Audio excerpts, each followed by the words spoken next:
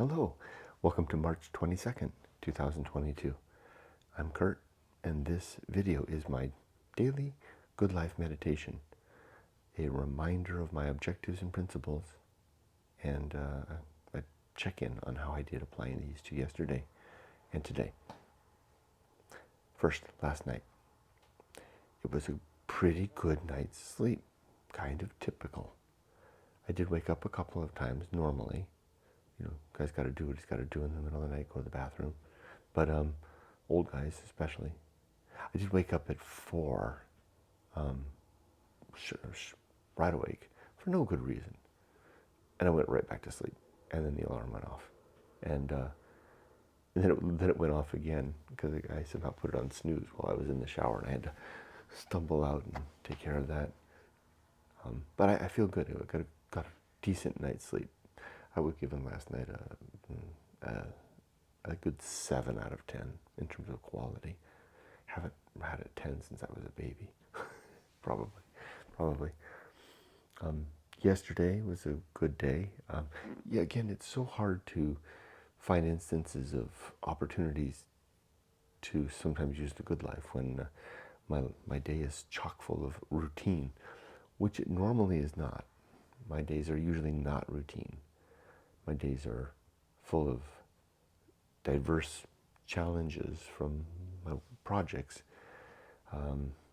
which give me rife with opportunity for confusion and disappointment and upset and surprise, which are great opportunities to utilize the good life. Not yesterday. Yesterday was a factory job, you know. Even though it was hard. I had a lot of meetings. The big meeting, the 4-hour meeting, I wasn't running that meeting, which made that a factory thing. I just had to take notes, which I can do pretty easily, and it coordinates some things because I'm still the lead in the meeting from my end, for my team, for our team. I'm not the boss of nobody. And then the others were just routine after that. It was really a day full of meetings. Then I had a really great walk with the dogs. Really great course of reading in the afternoon. Loved it. Just fine weather. I read while I walk. So I walk the dogs and I read, and just, man, good day in that regard especially. Good day all around. Yumiko made the best dinner. Oh my gosh. Wow. And then we finished the Atom Project on Netflix, which we really enjoyed. It reminded us of Guardians of the Galaxy. That was fun. And like I said, I had a good night's sleep. Let's do the good life. 7 objectives. And these are: to be always ready for death, to make good use of my life, my time, to not waste it, effective use towards good ends. The definition of good will come. To cultivate good to develop and maintain good and sound life principles. That's precisely these 37 things I'm handling right now. Move it on, put it back on the shelf. Well, I'd rather not. I don't think about having these on a shelf. They're more like on a tool belt. On a shelf means that they're there and I go away. I keep these objectives and principles, namely the principles, on me at all times. I always have apathy at the ready. Always ready for temperance, although I could have used a little more. I definitely ate too many cookies yesterday. Too many. I should have exercised more temperance. The next objective is to cultivate good emotional reactions, and then to perform good actions, and then to recognize true limits and true opportunities. And then the 7th objective is to, just do one thing at a time, and to do whatever that is slowly. Now my 30 principles. These are, number 1, the principle of war, to always be fighting against what I think is true or what others propose to be true. Number 2, the principle of reason, which is how I try to go through life to examine the world. And there are 3 sub-principles: honesty, objectivity, and doubt. And it's not just examining the world, but investigating the world and coming up with conclusions, or even if tentatively held conclusions, hypotheses maybe. Number 3 is the homunculus, the suggestion that I don't have a soul, but I do have a consciousness, and that consciousness will not last too quickly after my body shuts down. And so too the consciousness will be gone. So too the homunculus will die. Next comes the Anchorhold, the idea that our consciousness is like a person sitting on a rock amidst the sea, separated by a dangerous sea, deep. It's not that there's things in the sea so much as it's the depth, and for some reason that depth is absolute. So you can't swim across to another rock where your spouse is, or your best friend, or your child. All you can do is gesture and shout, "Hey!" The wind, it's hard for them to hear because of the wind. Or what? That's what it's like to be with one another.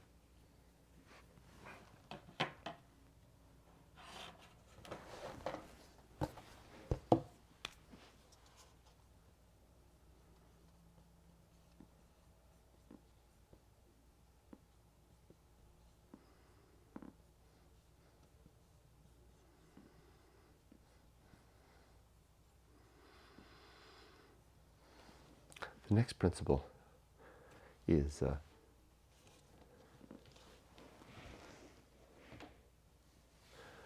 home of good and evil, a suggestion that right and wrong are nothing more than mere opinions.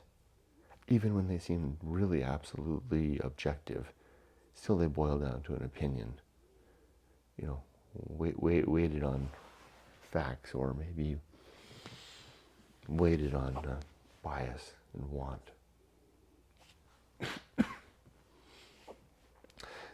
We can have opinions that are very correct in terms of the evidence, but still, you can't get past if there were no more homunculi, if all consciousness if there was no sentience in the universe, there would be no right and wrong.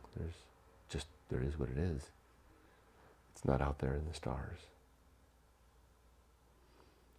The next principle is purpose, and the sub-principles of biology, which is to have a family; virtue, which is to pursue the well-being or the happiness of thinking creatures in particular, but all creatures if possible; and then mission, some mission in life.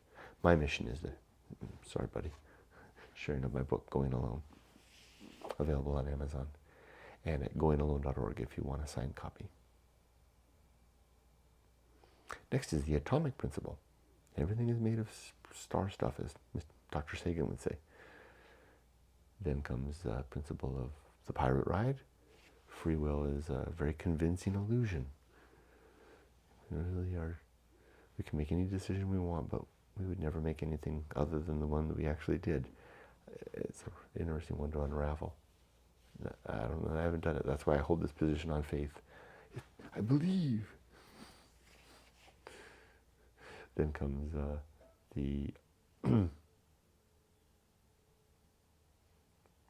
maturity and the sub-principles of wisdom and fortitude. And then the social principle. We human beings are social creatures and we need one another. We live better if we have others, even if they might drive us nuts sometimes. And then public speaking, the idea to use few words, carefully chosen words, and deliberate words at all times, and to never ever gossip, ever, ever, ever. And then temperance and the sub-principles of suffering, simplicity, and apathy. And then the horror show, a reminder that life is chock full of terror, horrible things happening to people all the time, everywhere. It makes my eyes cross in the most painful way to imagine. But I have to remember that and do what I can. One of the things I have to do is the next principle, which is called that which must be borne. And that means I have to bear the fact, bear that awful fact of the horror show and press on towards doing what I can to make the world a better place. Yeah, gulp. Next comes the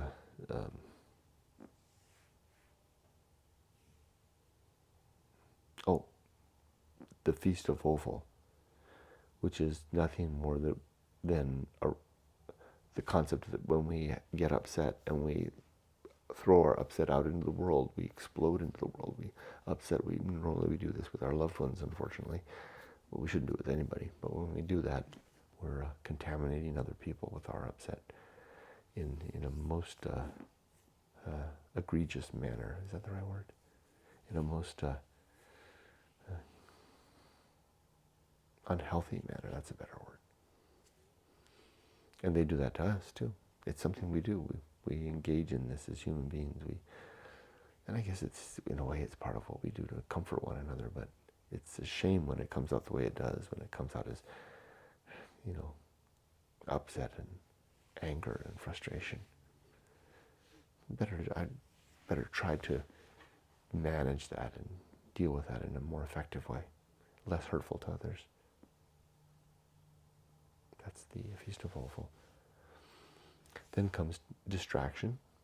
We distract ourselves all the time from the fact that the universe appears, and here's the next principle, to be devoid of any guiding agency, no God or gods. We seem to be on our own. We don't want to see that. So we keep ourselves busy, distracted with all kinds of things, with work and play and hobbies and drama, because we don't want to see that we're alone. We as in our collective species, we as in life on Earth. I wonder if we'll find aliens someday, and if we'll discover they do the same thing. I wonder if that will lessen when we find one another. Excuse me.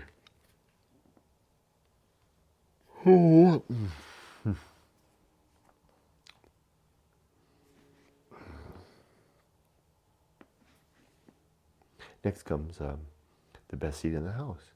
Do not want to be anyone else or be anywhere else or be doing anything else, but to be okay here, now, and who I am. And then the Path of Wildness. It's the way to get into a new life, to build chapters upon life, by recognizing that it's time for a change. For me, that's about every 5 to 10 years. Then to plan that change, execute that change, and live that change.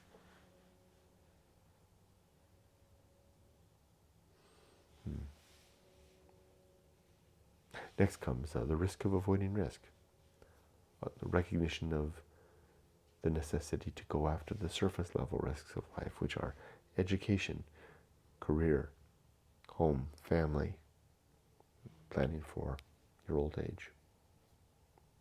There's also the deep risk of not spending the time to find oneself and to live oneself. I like the sound of that.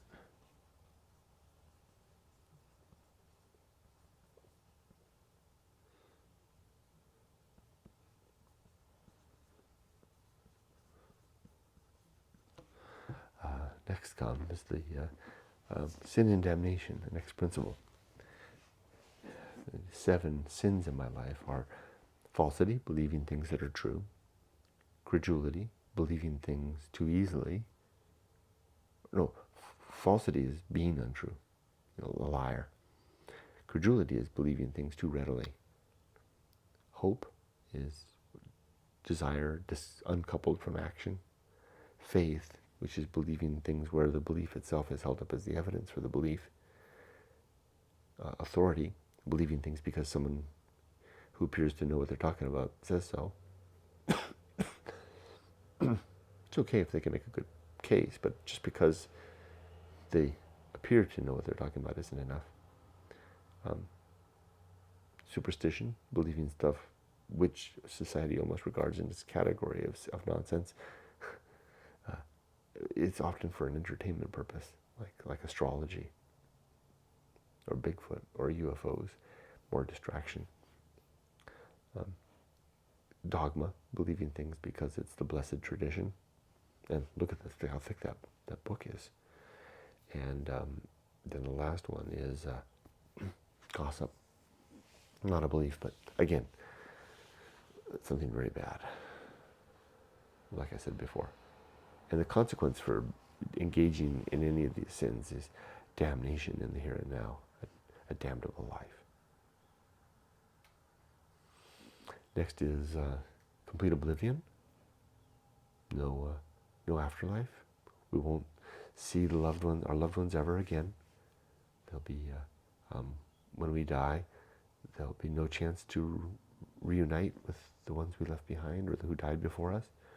There'll be no chance to have a happy reunion with them or to make up, and there'll be no chance for God, just us, because there's no afterlife, there's no soul, there's no God. There's just this here and now. As sobering as that may be. But it's a sobering thing in the best way, because when life is lived that way, we're less likely to let the days and the weeks slip through like sand in the fingers. Okay. The Great Life Adventure. One or more showcase experience, one or more centerpiece experiences of our lives that become our story. Then the season of philosophy, a time to record what we've thought of along the way. Write it down. Keep a pen and paper ready. And then the bullseye aim. Striving to hit the mark and usually missing. That happened yesterday with my big meeting again.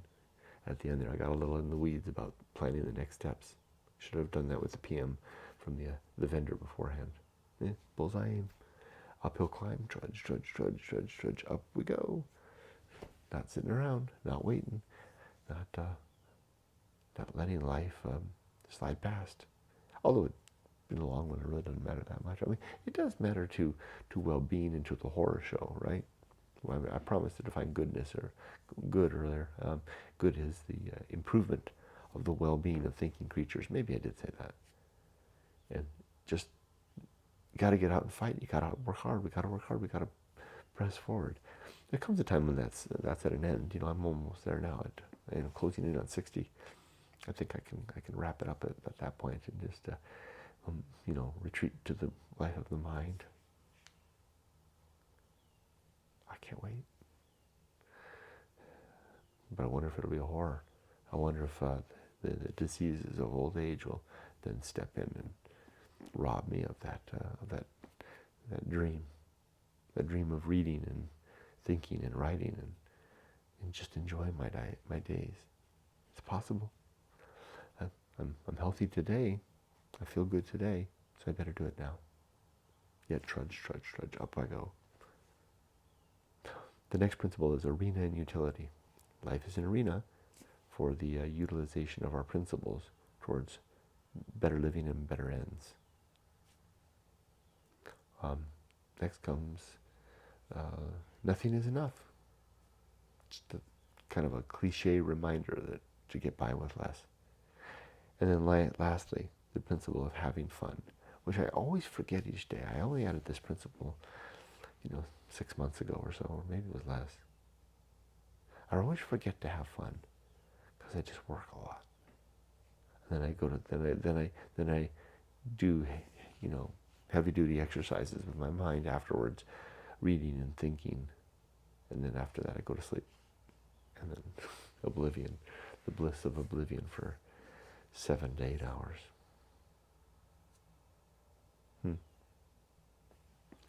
Well, I got to figure out how to have fun. I'm not very good at it anymore. Not well practiced at it. It doesn't mean I don't enjoy my life. I just don't play board games. I don't surf. I don't ride a skateboard. I don't golf. I don't do really any middle-aged hobby. I don't watch TV really.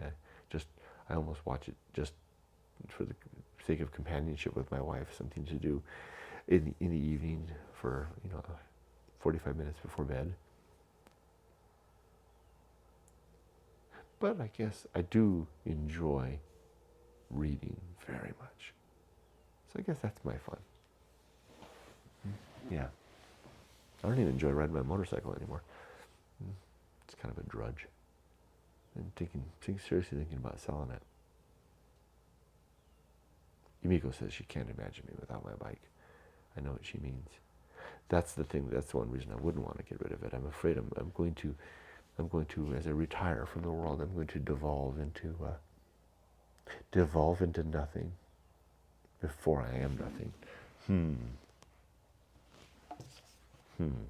I guess that's a danger.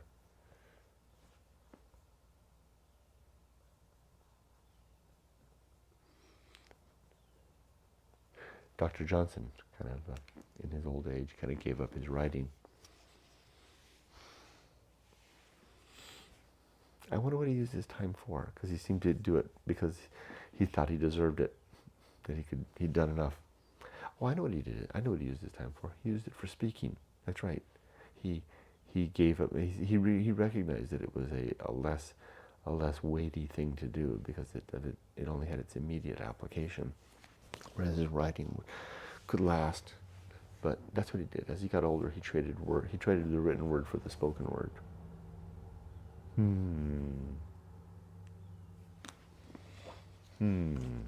I like that.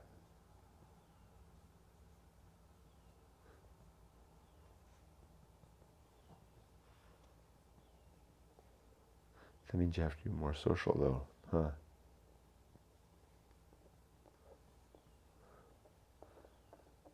Let's talk about the day. That's my good life. It's finished. Today I've got maybe 4 or 5 meetings. 2 or 3 I run. Moderate day. 2 important, one important project meeting. 2 meetings in a row. First, the project manager's meeting with all the PMs for my project, and then for our project, and then after that, shortly after that, like there's a meeting with the technical team. So it's our first. That'll be interesting. So I kind of arranged this. I wanted the PMs to meet first before the technical team, so that we're all aligned and thinking this is our first time to do it for this project. And then I have various and sundries other things. I have a lot to do. It's going to be a good day. Be a productive day. I'm going to pull some weight today. Heave the sledgehammer. And then when I'm done, I'm going to walk the dogs and enjoy a nice feast of Dr. Johnson and James Boswell, and come home, have a delicious meal with my wife, watch, and while Yumiko's cooking, I'll watch a little of Midnight Diner, the Japanese drama I watch over and over, and then after dinner, Yumiko and I will watch something, because we finished our show last night. We'll watch something together, and then I'll go to bed, and then I'll do it all over again tomorrow, until the days are at an end. Thanks for joining me. Be safe, but not too safe.